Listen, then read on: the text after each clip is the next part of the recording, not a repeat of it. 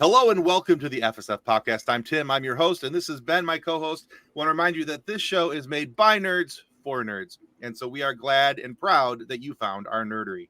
Now, typically we have a much shorter introduction, but what's a little bit of what is it? Plagiarism. That's right, plagiarism between friends. What's a little plagiarism between friends? I may have stolen our guest's introduction from one of her websites, and because I was too lazy to write my own. So here it goes. Our guest today has a lot of opinions on anything from the Sumerian creation myths to the correct way to make a martini.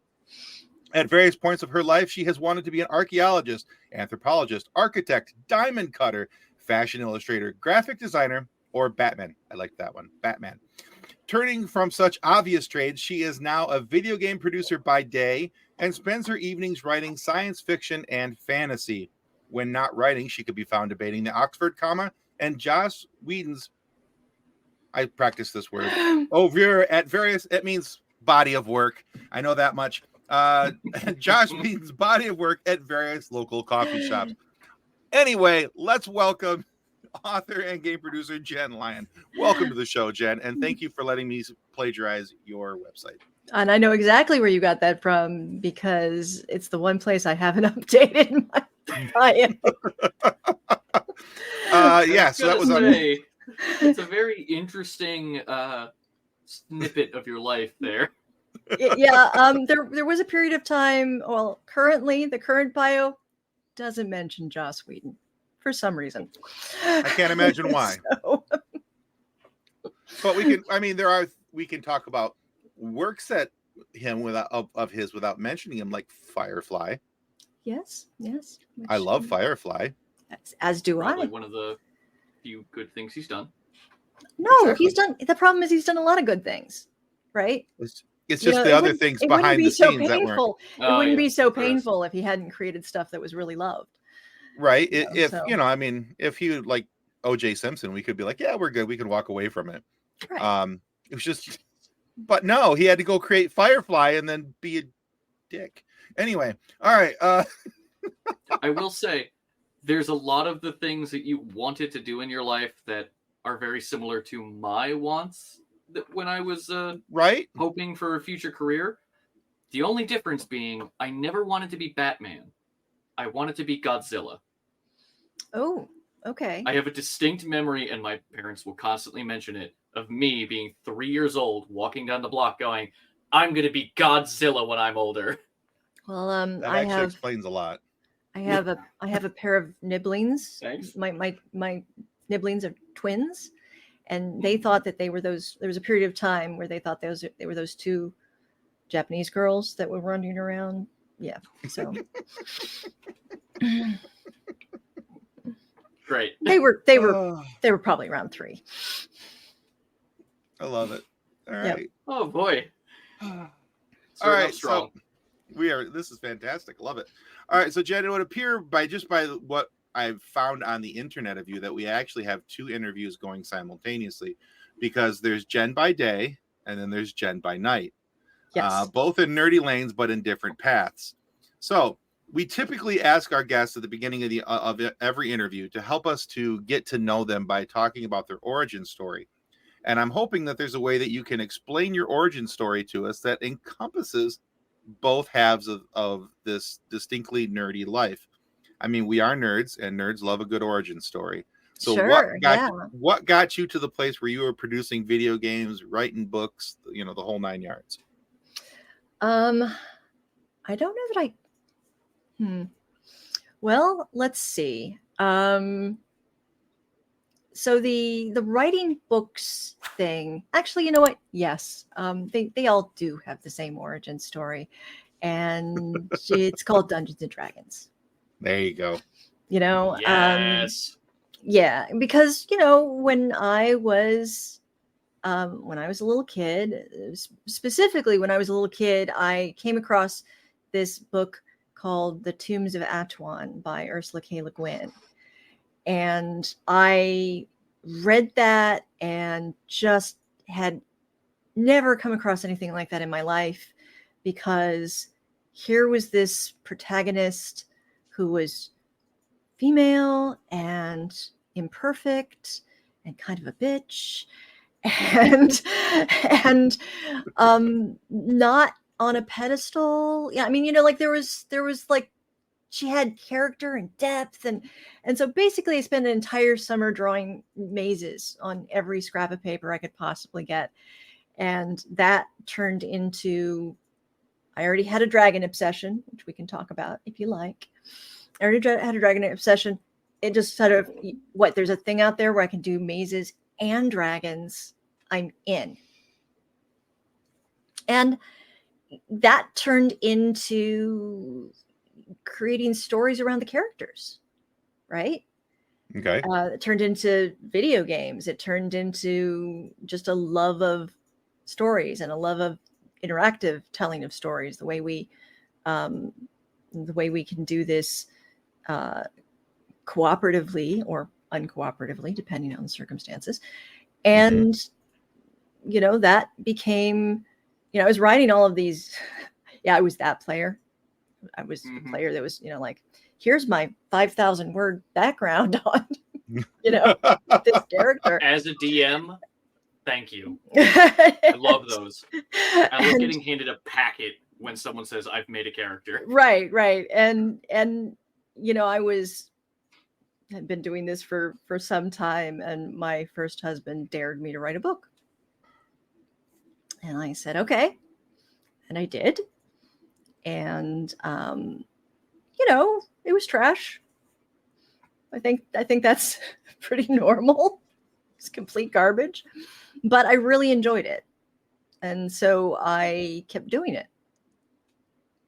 And then the video game thing was somewhat of a, I was originally an illustrator and graphic designer. Okay. That was art director. That was my career path, and specifically print media.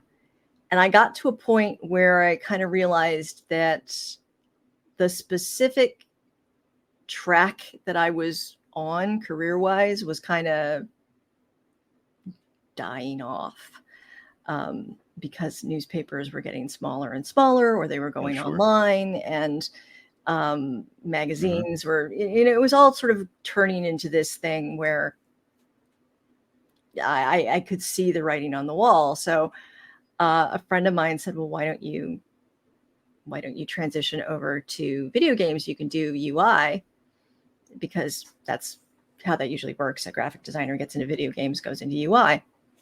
Okay. And so I started working over at EA. I was doing it the old fashioned way, which was QA. Start at QA, work your way up. And I ended up working under a producer who was kind of like, you're not going to go into UI. I'm like, I'm not. He's like, yeah, no, you're going to go producer track. And kind of started mentoring me. And nice. And that turned into being a producer, right? Turned into project management and production and all of that sort of thing. Because it turns out that I really enjoy checking off done tasks and making sure people have done that. But, and the just the whole creative process of getting a group of people to throw their heads together and create something is very satisfying. It's a really cool process to be a part of. And because I have this art background, I'm great at dealing with other artists, because it's kind of hard for them to bullshit me. So there you go. Nice. Yeah. But yeah, so that's kind of where those two things happened. And then I had gotten a job. I originally was in LA. I got a job out here in Atlanta, and I moved out here and discovered that my ridiculous commute had vanished, because the traffic situation between LA and Atlanta is very different. Yeah. I actually lived exactly as far away from my new job here in Atlanta as I had lived back in LA, but the commute went from anywhere from an hour to 2 hours each way to 15 minutes, as an example. So suddenly I had a little bit of extra time, and I figured, well, I'm going to go back and like pick up writing again and really sort of work at it. Nice. And I did, not really expecting. I mean, you know, I thought I'll do it. I'll have the sense of accomplishment. Maybe I will self-publish. Mm-hmm. And I finished one book in particular, and I sent it to a friend of mine, and who was himself an author, and he called me up. He actually called me up and said, if you self-publish this, I'm never talking to you again. which is not to denigrate people who self-publish. It really isn't. Right. I know nothing but respect. But so I did start trying to get an agent, and of course nothing came of that, as is often the case. Like, you know, went through attempt after query after query after query after query, and I pretty much gave up on it. And then a different friend messaged me and said, hey, I found your agent. She sent me a link to his page, said, this is your agent, send him a query, I'll wait. I was like, okay. Well, it says here that he's looking for like Terry Pratchett style, and that's not me. She's like, keep reading. Right. He's like, he's also looking for epic fantasies with a cast of thousands and multiple maps and appendices in the back. And I was like, oh, that is me, actually. Yeah, that there it is. Hey, look, I found myself. But I was resigned to the fact that nothing was going to be successful. Did not have any, you know, to give. And as a result, I'm trying. I curse like a sailor. I'm trying here. You're doing great. I'm the same. The F word is a comma for me. Right, exactly. And so I instead of my normal like form query letter, I wrote off this completely sassy, spur of the moment. I mean, I broke the fourth wall in a query letter, which nice.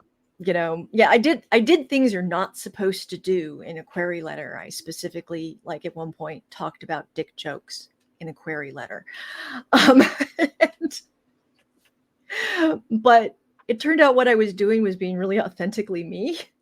And love it. So he wrote me back immediately and was like, okay, send me the next 50 pages. And I did. And then, you know, like 2 hours later, he said, okay, send me the whole book.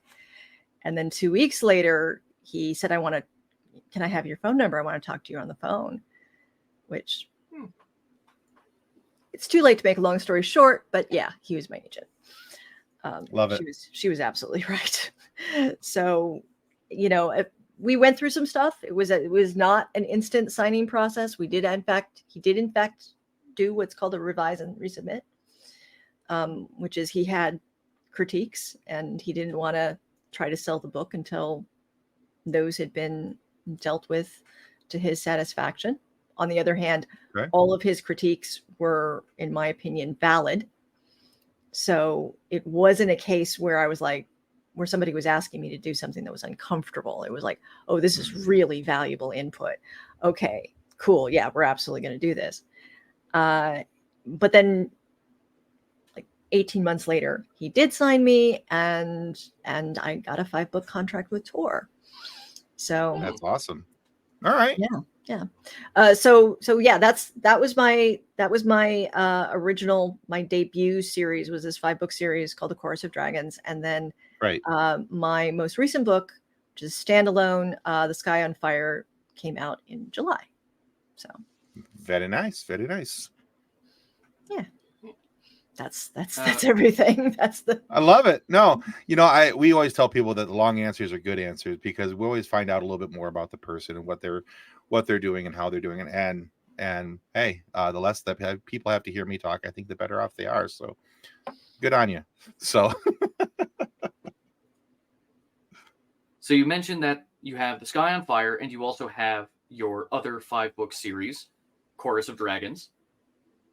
What challenges does a storyteller face when writing like a long form story, something that has to be broken up. Can I help you? For instance, I would imagine fact checking, going through that resubmit process that you had just to get one book out. How is that times 5? Well, I mean, it was challenging, definitely. We stuck to a very tight schedule. It was one book every 10 months. And all of the books ran around between 212 and 225,000 words. So, Wow. they're chunky. They're chunky boys, as they say. Great phrase. Door stoppers, I think, is the other one that gets used a lot. So yeah, there was definitely challenges to that. Then in the middle of that, we had COVID, which threw everything out of whack. It disrupted everything. So that was an additional challenge. I think the hardest part about writing a 5-book epic fantasy series is that the general public, to some extent, has been kind of poisoned against big epic fantasy series, because let's just say that what I got a lot when the first book came out was, I don't read series until they're finished because I've been burned too many times. I can attest that sentiment because that is my wife's. She is a avid book reader. I think she's on, it's now August, it's almost the end of August. Just this month, she has gone through 20 books. Sure. Yeah, I totally get it. And of course, the problem with that is that if your books don't sell well enough, you even if you've got a 5-book contract, you're not necessarily going to be able to finish that contract, right? It's sure, yeah. Sometimes it's a self-fulfilling prophecy. People aren't buying the books because they're waiting for a series to be finished that will never be finished because nobody bought the books. It's a business, and right. Yeah, first and foremost, if the books are not making a profit, it's going to be difficult to sell the publisher on why they should keep putting them out. So that was a little bit of a challenge. I will admit I did some very immature gloating when book 5 came out. I was like, see, I told you guys I would do this. It's almost Suck it, losers. Book 5. Boom. Did it. Yeah. It's almost like the medal at the end of like a triathlon or like a really long marathon. You're like, I'm done. It's over. It's done. Yeah. Yeah. So, and yeah, there's particularly for a series like this that was really intensive in the world building department. There was an awful lot of making sure that you're keeping everything straight, which isn't that hard for me, honestly, but I'm going to blame that on D&D too, right? You grow up keeping track of really long running campaigns and monster manuals and the spells, and like you just used to keeping track of all this information. So it's not a big deal to keep track of all this information. So that was actually a funny, not funny realization on my part. It was like, oh, this actually isn't a skill everyone has. I've been doing this my whole life. Who knew? I never even thought about it as being unusual or weird. And then I started getting people going, how do you keep it all in your head? And I'm like, it just is. It is. I actually had a comment similar to that today where they're just like, how can you do math really quick? I'm like, oh, because when you roll Fireball and you have like the rush of the moment, you just quickly go 38. You Yeah. do. Sure. Yeah. No, absolutely. And then there's me over here taking off my shoes going 5, 11, 17. Where did I get the extra toes from? All the games I'm in right now are all online. So like they'll do the math for you. Yeah. It's not even a thing. Sometimes you want the math rocks. Oh, I like the math rocks. I like the math rocks a lot. That was don't make me go get my make me go get my vase of dice because it's big. I would, unfortunately it's in Florida right now and I don't have access to it. I have a treasure chest that's like yay big of just dice. I probably have tens of thousands. I have that exact die. It's not here. No. I'm trying to find my Alcoholics Anonymous dice bag, and I can't seem to find it. I don't want to do it. I have that exact D20, and I call it the last word. Yeah. Because when there is a death save, you pick up. That thing's heavy. Heavy. Yeah. And I'm like, no, it's this heavy. Is you feeling the weight of your character's life in your hand. You roll it, and if you die in game, right, you have a final thought, and you get to say one word. Right. Okay. The last word, and it's the last word. I've had some, which is, by the way, one of my favorite that. Cocktails. Huh. I'll have to look that up. It's very I've never good. heard of it, but I will. You have my attention. You said cocktail. All right. So Jen, let's talk a little bit about your book, Sky on Fire. And that's one of the reasons we wanted to have you on the show is because you had this new book coming out, and we are very pro fantasy on this show. The book came out in July, which we're recording this at the end of August. But tell everybody about the book, because this is a standalone book. It's separate from your Course of Dragons series. So if you would, tell everybody about the book, the premise of it, and where people can find it. Sure. So any of my books are probably going to be available anywhere books are sold. Maybe not in your big box stores. Probably aren't going to find it at Target. But although there was a time where you could find Ruin of Kings at Costco, all places. But yeah. But no, I always recommend that people support your local indie bookstores, most of whom are more than happy to ship. So, it can definitely be ordered through any local indie bookstore. But if you absolutely have to, it's also available from all the big guys.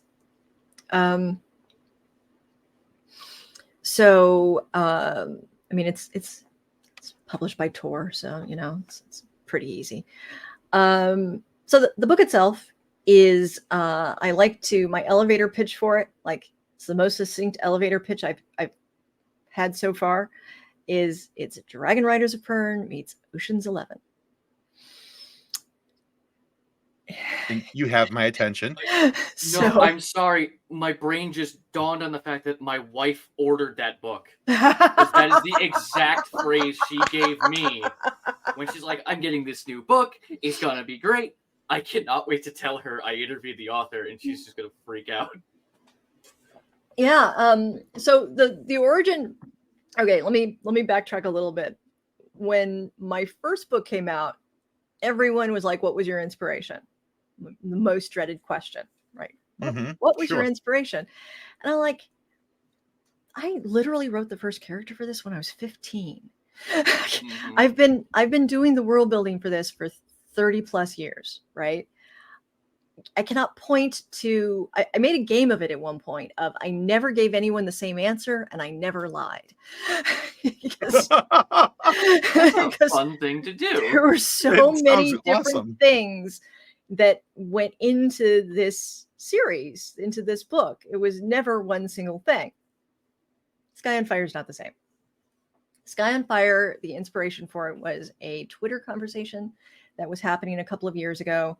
There's actually two things, but one of them is this Twitter conversation, and people said if you could rewrite any book, not a rewrite as in take credit for, but a rewrite as in your take on, like, Sure. the Pride and Prejudice rewrites and the, this is a modern retelling of, what would it be? And instantly I thought Dragon Riders of Pern, which, I mean, I know that's the series Dragonflight is, but Dragonflight. The other inspiration for it was when the first book came out, one of the very first questions that I was asked was, because there are dragons in A Chorus of Dragons as well, go figure, can we ride the dragons? And I was like, oh God, no. don't no. That would be a terrible idea. The dragons in A Chorus of Dragons are all basically kaiju, right? They're giant flying natural disasters. They're terrible. there's no friendliness there, right? It's just awful. Because I am a Tolkien nerd, and who doesn't love a dragon that can flatten a mountain when it dies, Fair enough.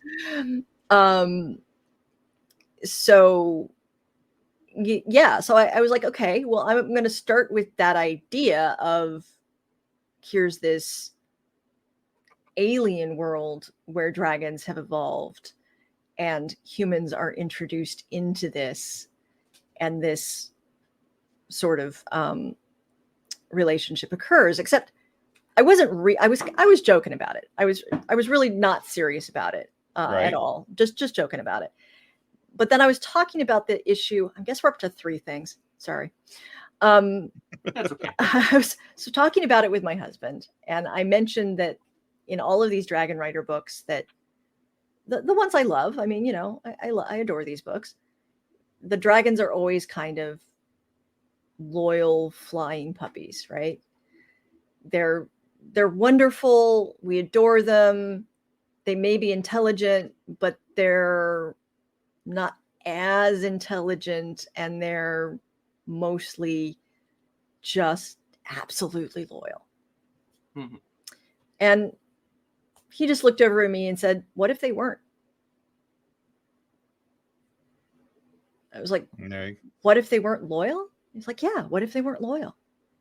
What if the dragons didn't have that need to be loyal? I was like, well, that would be a completely different society.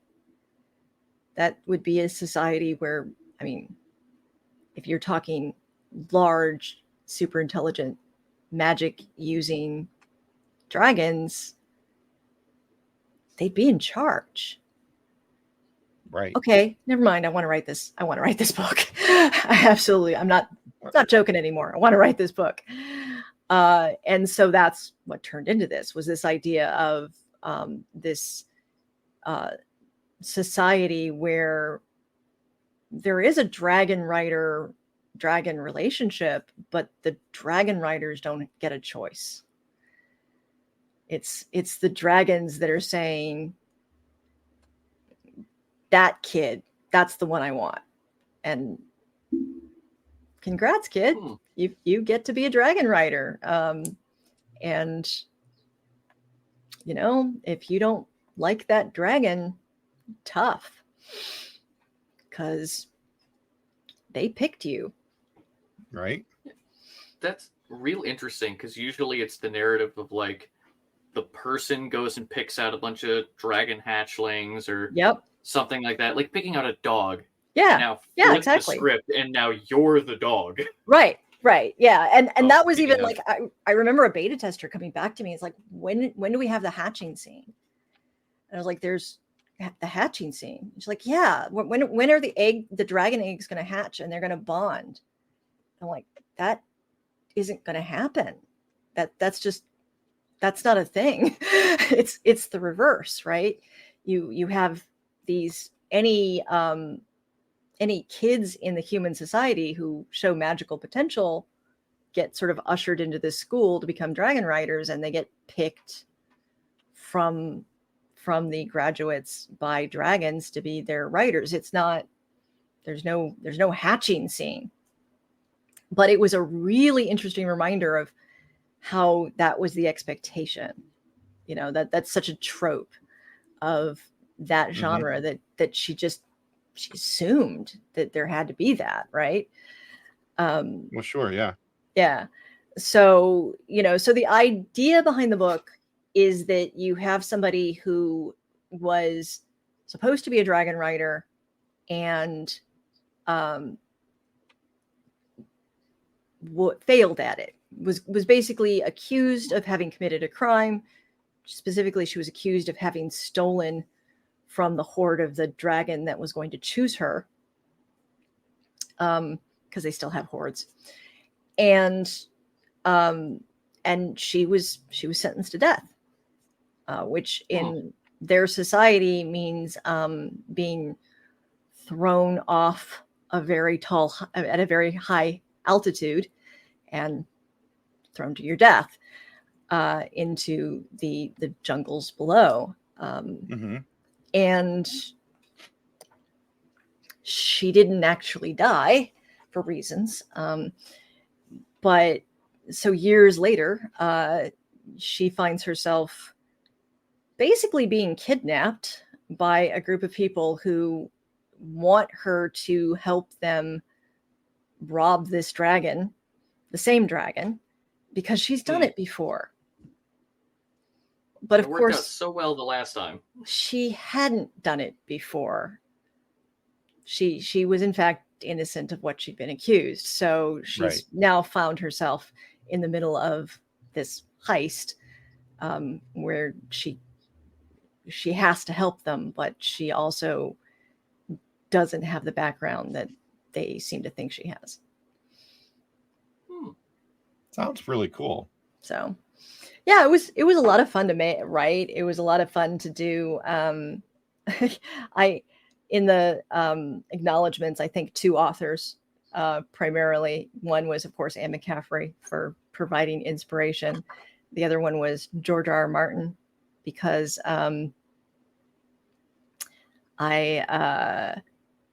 let's just say that most of the native animals on this planet are hexapodal, specifically as a tip of the hat at George's six-limbed dragons are unrealistic comment, which I'm never going to stop teasing him about. All right. Very cool. That's very interesting way to look at your dragons. Speaking about books and dragons, so we both have a common thread of the Lord of the Rings, as most people do. And you made a video that's just over an hour about how... And I never posted a sequel to it. Put that on the to-do list. It's somewhere. I know where it is. So it just needs to finish being edited. Yep. Anyway, sorry. Ask the question. I'm sorry. You're good. You made a video about the Fellowship of the Ring, how the movie was actually better than the book in certain places. The question is kind of in 2 parts. What is your favorite way in which the movie is better than the book? And what is your favorite way that the book is better than the movie? Okay. My favorite way in which the movie, it's been long enough since I made that thing that I don't remember half of what I said in it. Well, that was kind of the hope, we're not going to lie. Real answers. Nothing yeah. I think that how to upset a whole lot of people all at once. I think removing Tom Bombadil was the right decision. All right, I'm sorry, we're ending this interview right now. I get why Tolkien loved Tom Bombadil as much as he did, but the fact that you could remove Tom Bombadil with basically no change to the rest of the story, like a couple of lines had to be changed, and that's it. I don't know a modern editor that would let anyone get away with that. That being said, the interaction with Tom Bombadil was actually crucial to the victory against Sauron. Sure. Yeah. Because the hobbits found weapons in the barrow rights, like burial chambers, right? Yeah, that apparently could detach the magic from the Witch King of Angmar. Right. That being said, they could have just put that in the movie or just deleted that whole thing. Book-wise, there was like that much of a reason. Yeah. It's a crucial one. Yeah, but I mean, literally in the movie, that's replaced with Aragorn giving a throwaway line and unrolling the swords on top of.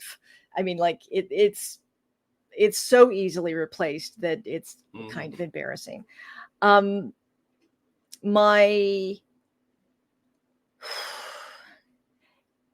It's funny. I liked the movies less and less versus the books as they proceeded. Right. So the first movie, I had a lot of nice things to say. Two Towers, less so, because the pedant in me started really getting upset about the changes to the military scenes, right? There's a lot of Tolkien put a lot of work into getting the war aspects just so, right? Like he did a lot of work on that, and Jackson just kind of went, didn't. This will look better. Yeah, which is true. It looked fantastic. Pay any attention to it. And then Return of the King just starts getting weird. You're just like, why did you do that? That actually makes no sense. This doesn't make any sense. Starts at Two Towers, but then it gets worse and worse. No. So my single least liked thing on a personal level is Eowyn's speech to Aragorn, which I was just talking about with somebody actually. So in the books, I think, well, no, in the books, Eowyn gives the speech in Return of the King. In the movies, I think the equivalent speech is given in Two Towers. They shifted it around when it takes place. Yep. In the book, Eowyn tears Aragorn a new one. It is one of the most scathingly feminist things I have ever read anywhere. Just anywhere. You know, some of the lines that she talks about, you know, the whole, you know, I'm of course paraphrasing. I'm not able to quote it exactly, but, you know, you give the women leave to stay behind in our homes to defend those burning homes, because of course you don't care, you're not going to be there anymore, right? Like it's this sort of, we're women, so you dismiss us, you don't give us agency, you don't give us acknowledgement, we're just supposed to stay at home and mind the hearth speech. And it's just blistering. And yet you have all these people who look at this and say, oh, well, she was in love with Aragorn. I'm like, she wasn't. She wasn't in love with Aragorn. She was super in love with the opportunities that Aragorn could, as she saw it, give her. Not the same thing. It was. I had the same kind of critique on it, to where book-wise, she more has, I would say, admiration, as you would of like a superior, someone who's like, oh, they've done the things I want to do. Yes. I like that. Yes. Yeah. Whereas in the movies, they're just like, they're in love. Yeah. Yeah. Where in the book, I think it's in the movies. Oh, go ahead. I was saying, in the movie, she looks like a lost puppy following Aragorn around. Yeah, yeah, and in the books, it's much more. At least I always read it much more as being, she really wanted to be part of Aragorn's party, and you know, if she had to play the romance card to make that happen, she was willing to do that, but that was not her motivation. I can't remember, I might be wrong, but I don't think there's anything like explicitly romantic between the two of them in the book. She makes a couple of comments that imply it. Okay. You know, Might just not be remembering them. Yeah, no, she does make some comments that kind of indicate that she is maybe willing to use that, right, to try to get there. But she's also clearly very resentful of the fact that the men don't have to. Yeah. You know, that they're allowed to love Aragorn and go off and do dangerous things with him, and nobody's telling Legolas to stay at home and mind the hearth. Yeah. So yeah, that was one of my, like, you actually softened it. You considerably softened it from what was actually in the book. Oh yeah. I will also say I'm a huge nerd when it comes to Tolkien. I have my Gandalf Church Warden pipe here. I have another one there, and I have the Aragorn pipe on the way. So let's talk about Battle of Five Armies. Whoa. Hang on. Oh my God. I like how you're both like, no, negatory. This is everyone says stop that. Look, yeah, I just can't. She's like, that's all I got. I got a for you. I can't. No, fair enough. But these animated mountain goats. Well, you know. Yeah, I felt I have feelings. I have strong feelings. It's a real shame. That's all I gotta say. We're gonna have to have you back for one of our Lord of the Ring discussions. We've done 2 so far. We'll have to do a third one and have you come in for it. It would be my pleasure. It would be my absolute pleasure. We'd have some fun together. We include our producer John, who's also a massive Lord of the Rings fan, and John comes from behind the camera and sits in front of it with us for a little bit, and it's a lot of fun. I think you'd enjoy them. Yeah, absolutely. Tolkien is, as somebody who draws my own maps and makes conlangs and does overly intricate world building, I feel I belong to a very small club of authors, and Tolkien is always going to out-nerd me. Always. He's gonna out-nerd most people. Yep. I always tell people that Tolkien takes 5 pages to tell you what color the sky was, but he does it in such a beautiful way you don't care. Yeah. So yeah, it's it's written so wonderfully. So, and I will always love him for the shade he threw on Macbeth. Nice. All right, Jen, we are at a point of our show where we like to ask our guests a silly question. Oh, okay. All right. And I think this one will be a little bit more fun with you, just because of a lot of the stories you've already written. So we've asked this of everybody, and we're always curious to see what their responses are. So, Jenn Lyons, what's your favorite dinosaur? Oh, Allosaurus. Quick and decisive. I love it. It's a good choice. I mean, there's a a lot of really excellent dinosaurs out there. I mean, but yeah, Allosaurus. Nice. Yeah, we started asking this because so there's typically a third member of our on-screen troupe here, but Kathleen was unable to make it tonight. And she has a 5-year-old daughter, and her daughter was asked that question, but they didn't ask it of Kathleen, and Kathleen was like, wait, what? Am I chopped liver? I don't get it. What about me? What about I like dinosaurs too. I mean, come on. I always think it's very amusing, right? That the popularity of dragons as a storytelling device started rising in the Western community right around the time we started digging big bones out of the ground. So to me, there's always that connection, right? Dinosaurs and dragons are kind of, connected in the mind, even if they're completely different in other ways.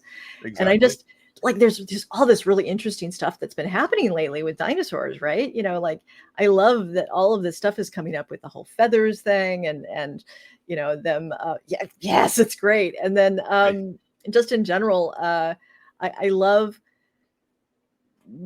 currently, right? You watch through some more current dinosaur documentaries, and it was like T-Rex or all of these different ones would be like, and this was a solo hunter, and now it's like, no, hunt in packs. They hunt in packs. This guy, this incredibly giant, Gigantosaurus, hunts in packs.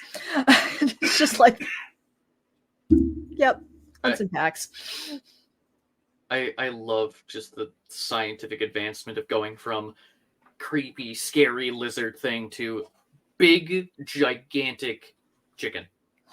Yes. Yeah. I always love that one cartoon that runs around of somebody's taken the T-Rex skeleton and figured out how to like make a big fuzzy chick and make that work just as an example of.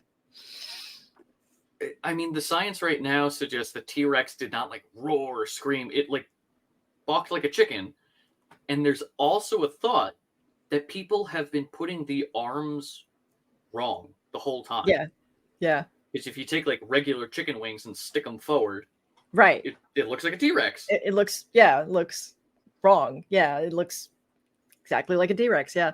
No, there's actually there's a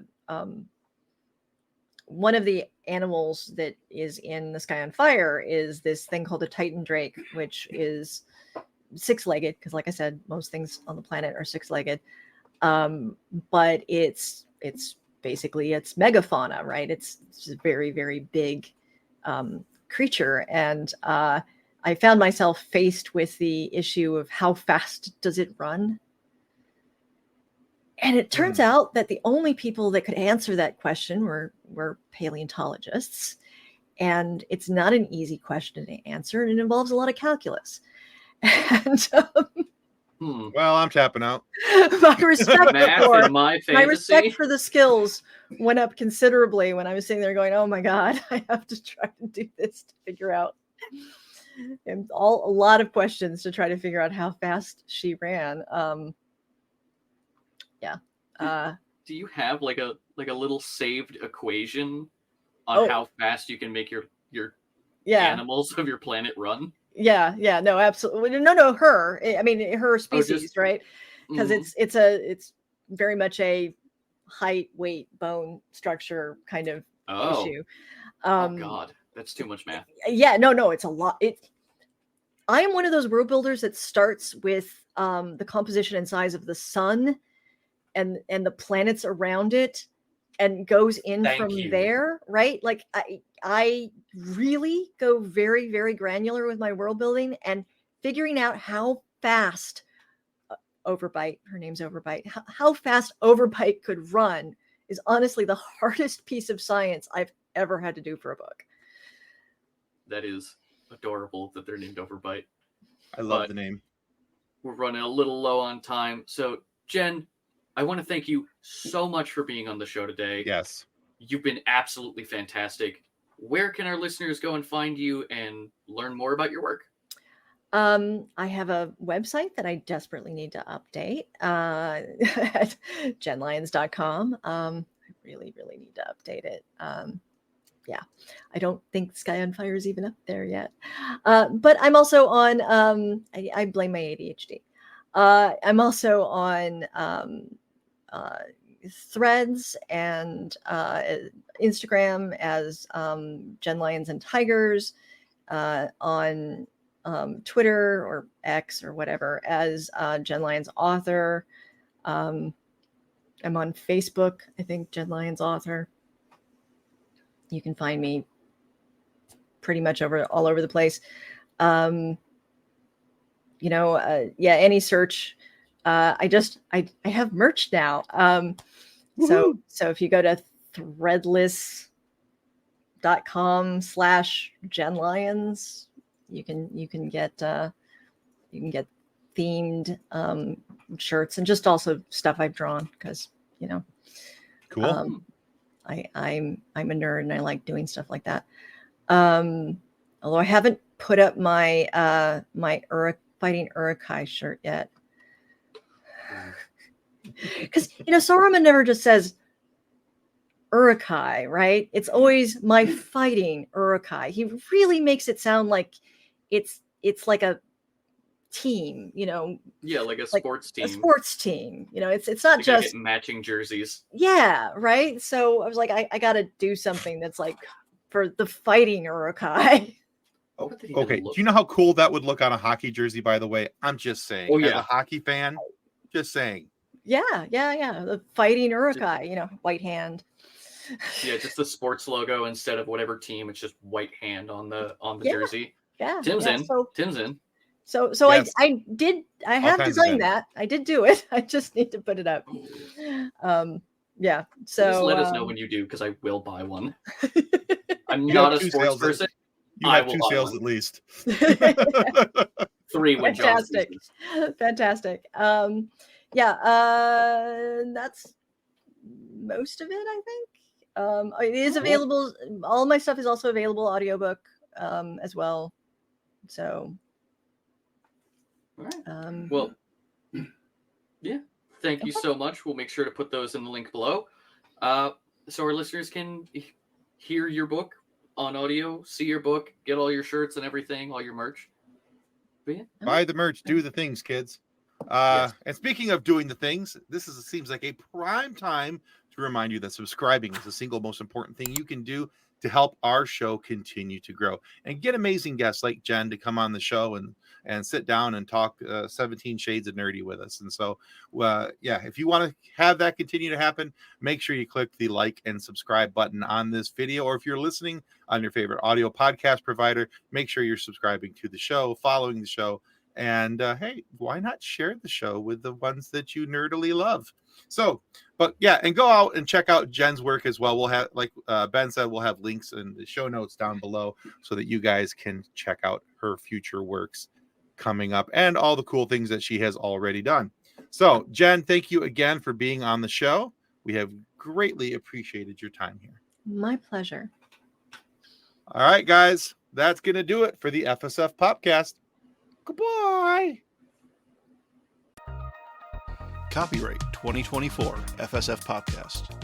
Reference any specific product or entity mentioned on this podcast does not constitute an endorsement or recommendation by FSF Podcast. The views expressed by guests are their own, and their appearance on the program does not imply an endorsement of them or any entity they represent. If you have any questions about this disclaimer, please contact us via email at info@fsfpopcast.com.